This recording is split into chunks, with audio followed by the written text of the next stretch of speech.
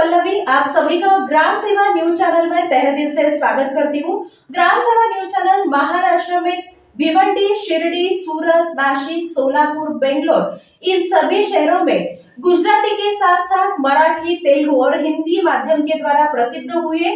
आज ही ग्राम सेवा news channel को सब्सक्राइब करें, शेयर करें और लाइक करें। दरोड्याच्या तयारीत असणारे 3 आरोपी स्थानिक गुन्हे शाखेच्या ताब्यात।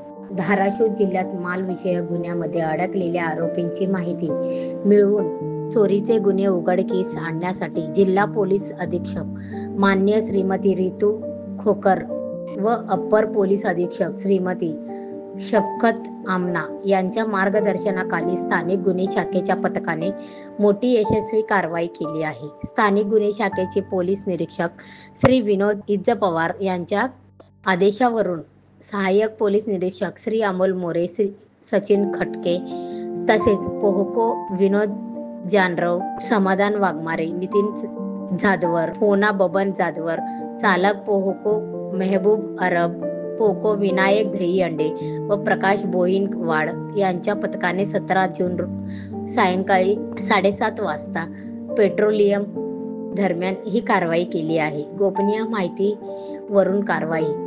तेरणा कॉलेज परिसरात विमानतळाकडे जाणाऱ्या रस्त्यालगत अंधारात 4 ते 5 इसम 4 चाकी व मोटरसायकलसह संशयास्पद हालचाली करत असल्याची खात्रीशीर माहिती मिळताच पथकाने तात्काळ त्या ठिकाणी धाव घेतली। पोलिसांना पाहून 2 आरोपी मोटरसायकलवरून पळून गेले तर उर्वरित 3 इसमांना घटनास्थळी ताब्यात घेतले। ताब्यात घेतलेले आरोपी धूम किरण उर्फ अनिल शेट्टी, राम लगन चौधरी, वय 47, बस्ती उत्तर प्रदेश, निलेश उर्फ कांचन, संभाजीनगर, वय 32, काकानगर धाराशिव, मुकेश श्याम शिंदे, वय 24, शिगोणी धाराशिव, जप्त मुद्देमाल गावठी पिस्तूल किंमत 75,000, 3 गवंडी काडतुसे 600, लोखंडी कोयता 200, हायुंडाई सेक्रो car 2,30,000, bullet motorcycle 1,55,000, Honda Activa scooty 45,000।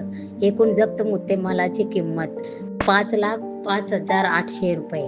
तिन्ही आरोपीवरून धाराशिव ग्रामीण पोलीस ठाण्यात गुन्हा दाखल करण्यात आला असून पुढील तपास सुरू आहे। ही यशस्वी कारवाई गुन्हे शाखेच्या पथकाने शक्य झाली असून गुन्हेगारी रोखण्याच्या दिशेने हे एक मोठे पाऊल असल्याचे जिल्हा पोलीस अधीक्षक कार्यालयाने सांगितले आहे।